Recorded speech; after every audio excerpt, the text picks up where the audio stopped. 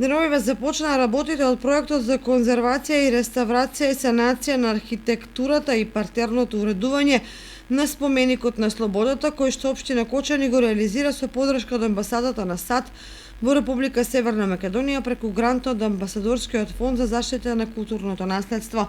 Во тек е отстранувањето на мермерните облоги од амфитеатралниот дел на северната страна на споменикот како една од неговите најоштетени површини.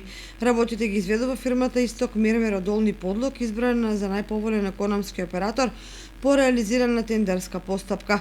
Наредниот период ќе се работи на санација на оштетената бетонска подлога, демонтажа и замена на подните облоги од мермер и травертин, санација на амфитеатралните и непристапните скали со тераса и сценски партер.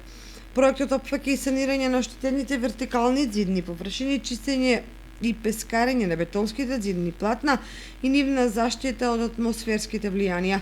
За овие градежни работи се наменети 8.205.110 денари. Конзерваторско-реставраторските работи на мозаичните фризови на заштитеното недвижно добро споменик на слободата ќе се реализираат по одделно спроведена јавна набавка. Купниот износ на грантот од амбасадата на САД е $254.300 американски долари. Целта на проектот е да се подобри севкупната физичка состојба на споменикот на слободата и да се вратат неговите суштински вредности и уметнички израз.